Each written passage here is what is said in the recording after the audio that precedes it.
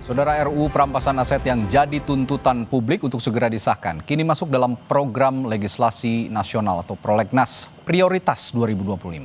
Anggota Komisi 3 DPR RI Benika Harman bilang, DPR harus membuka partisipasi publik dalam pembahasan RUU.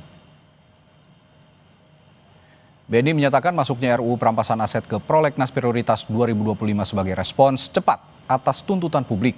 Namun Beni tidak menjamin RUU Perampasan Aset ini bakal disahkan tahun ini. Yang terpenting menurutnya adalah pembahasan tentang RUU ini dimulai.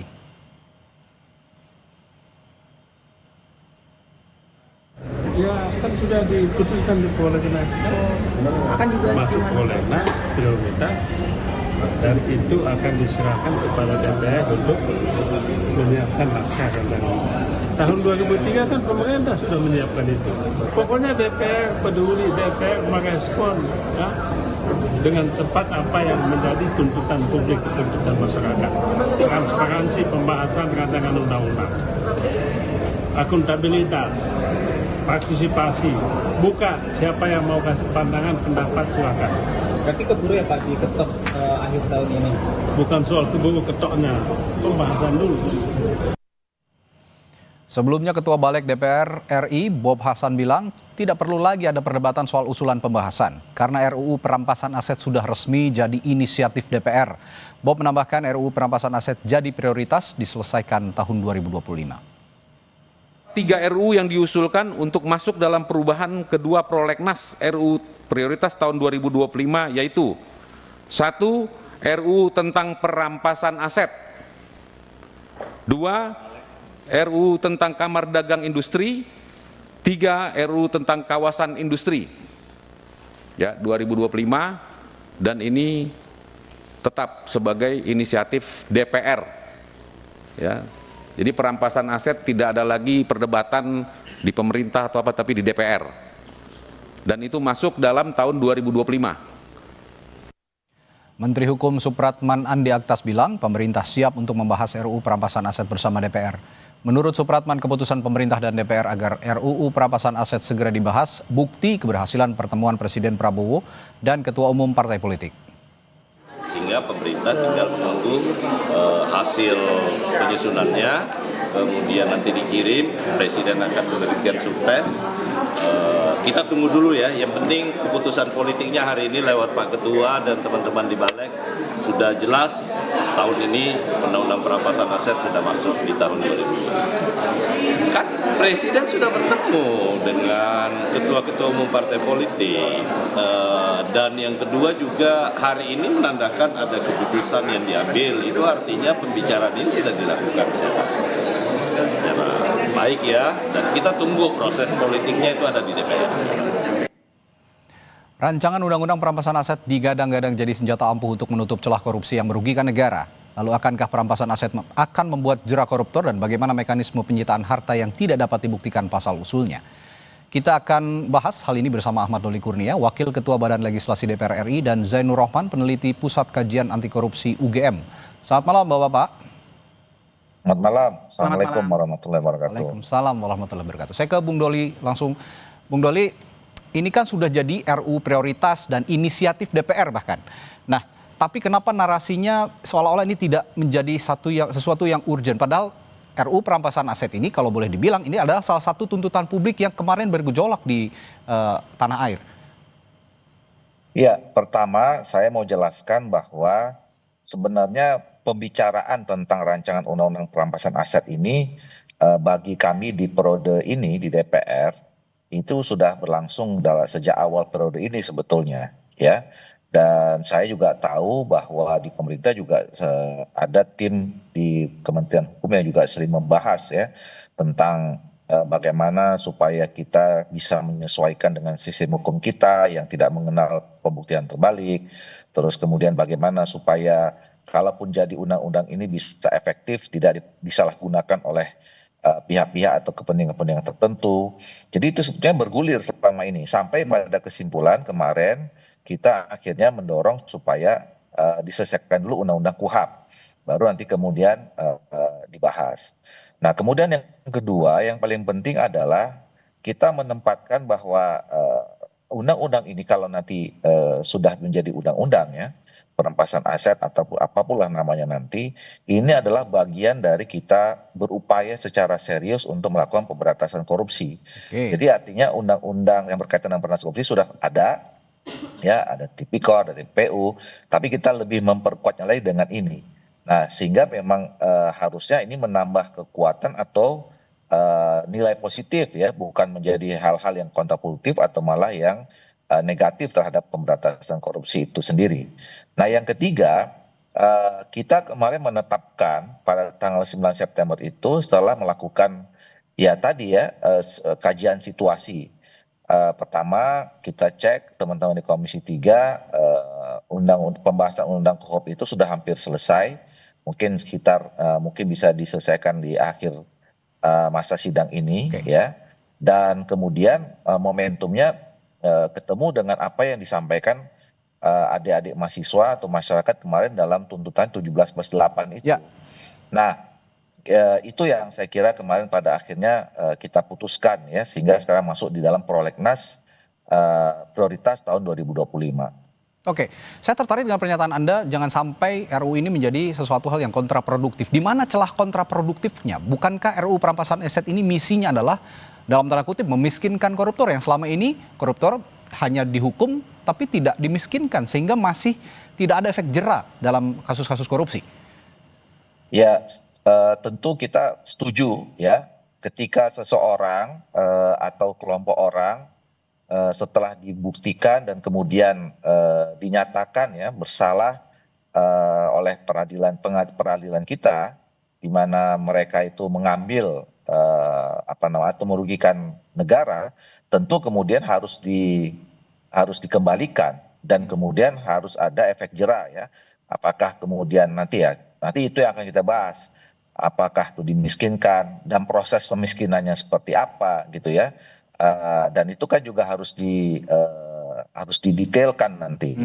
Nah, kemudian yang kedua tadi yang saya sebut misalnya bisa jadi kontraproduktif itu adalah apabila undang-undang ini kalau tidak diatur secara detail dan kemudian kita tidak memperkuat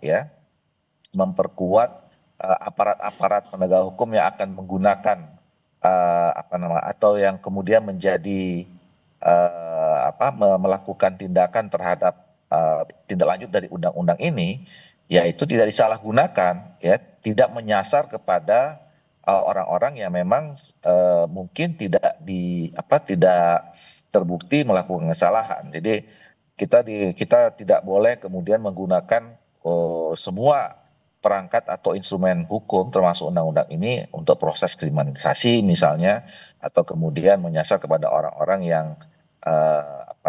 memang tidak melakukan tindak pidana ya kemudian terkena dan seterusnya lah. Jadi memang ini harusnya tepat sasaran, kemudian kerugian negara yang diambil harus dikembalikan kepada negara. Itu saya kira nanti yang akan lebih di depan untuk menjadi substansi dalam pembahasan undang-undang ini. Ya, saya tertarik juga pernyataan Anda tadi soal jangan sampai RUU ini nanti ataupun undang-undang ini apapun namanya nanti disalahgunakan untuk kepentingan tertentu. Saya akan tanyakan itu, tapi saya harus ke Mas Rohman dulu untuk menanyakan perspektifnya Mas Rohman tentang urgensi pembahasan RUU perampasan aset ini yang berlarut-larut, bahkan sampai detik ini juga seolah narasinya di DPR ini tidak menjadi sesuatu yang urgent. Bagaimana ini Mas Rohman?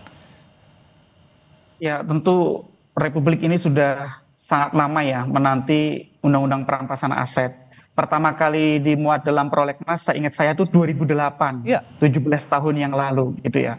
Sudah sangat lama. Nah, ini narasinya semakin menguat dengan tuntutan mahasiswa dan rakyat kemarin gitu ya. Saya berharap pembentuk undang-undang dapat memahami dan menyerap aspirasi rakyat yang sangat jelas itu gitu ya. Sehingga ketika sekarang sudah dimasukkan di dalam prolegnas, maka harus ada kesungguhan yang mengerahkan segala daya dan upaya untuk menyerap aspirasi rakyat, meaningful participation, agar rakyat itu bisa didengar, dipertimbangkan, dan dijelaskan di dalam proses penyusunan RUU perampasan aset ini.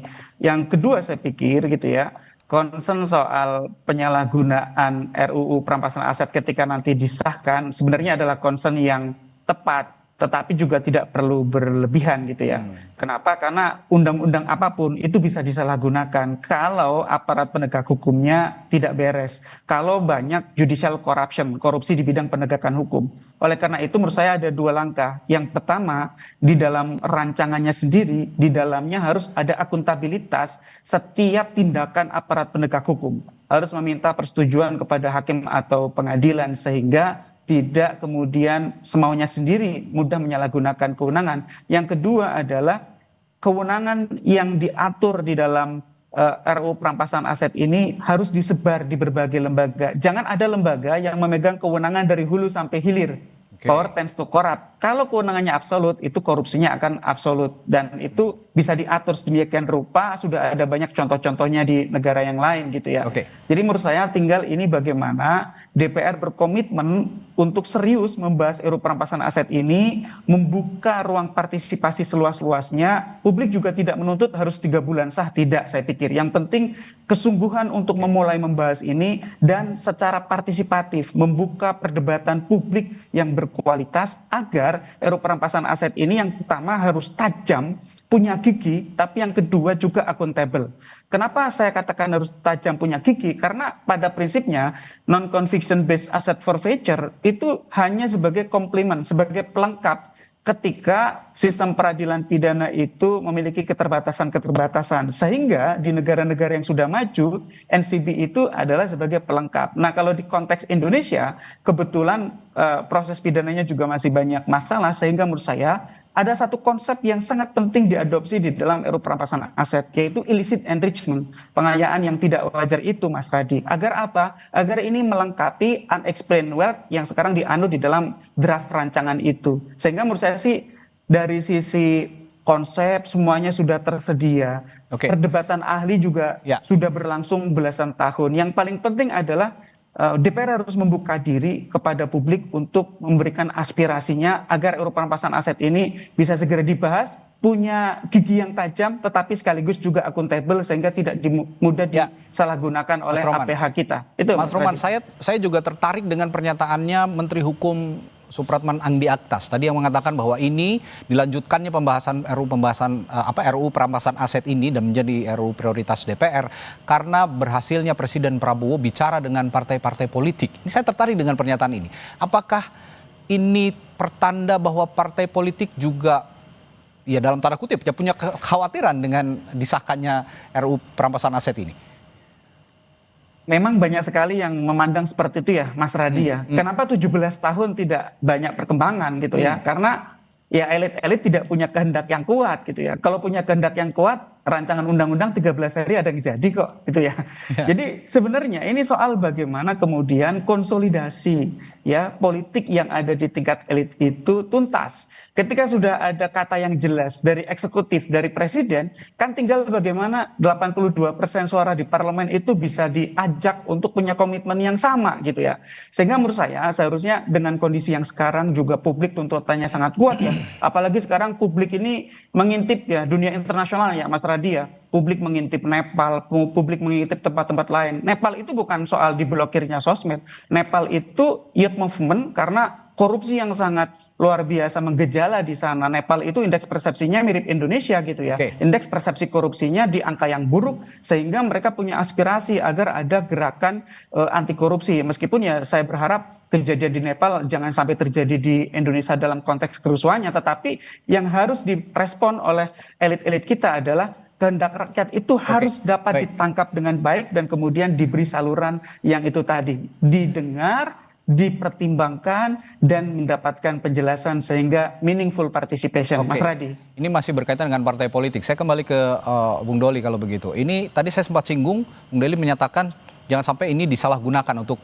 kepentingan tertentu begitu ya, termasuk mungkin kepentingan politik atau kriminalisasi. Saya akan tanyakan bagaimana DPR juga menjawab kekhawatiran publik soal RUU perampasan aset ini bisa disalahgunakan untuk kepentingan politik atau kriminalisasi lawan politik. Saya akan tanyakan hal itu setelah jeda di Sapa Indonesia Malam, tetaplah bersama kami.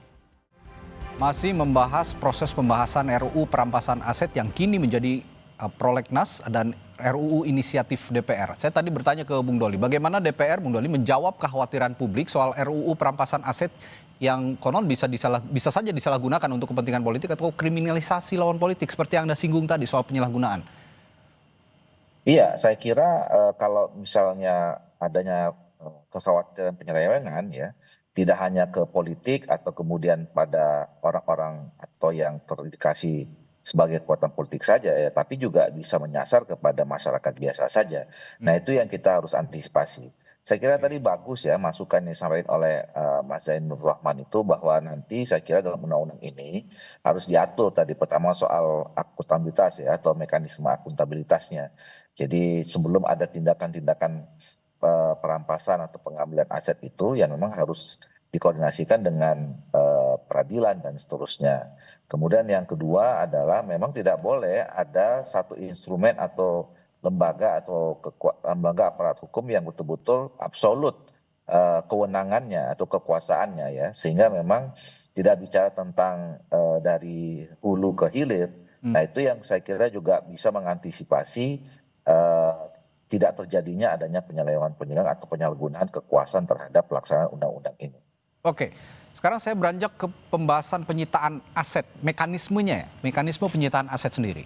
Dari DPR sendiri apakah ada dukungan khusus terhadap mekanisme penyitaan aset yang dimiliki dari hasil korupsi, benar-benar didapatkan dari hasil korupsi? Karena bisa saja ini menyasar kepada pihak-pihak yang sebenarnya punya harta tapi bukan dari hasil korupsi, Bang Doli.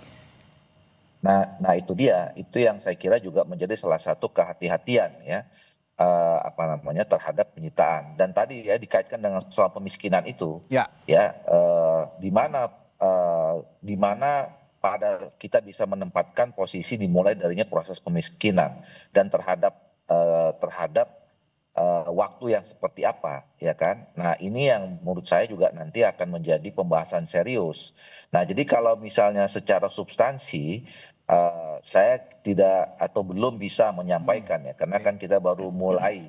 Walaupun saya katakan tadi secara umum kita sudah mulai diskusi lepas ya selama ini di teman-teman DPR, beranjak dari rancangan undang-undang yang dulu pernah disampaikan oleh pemerintah sebetulnya.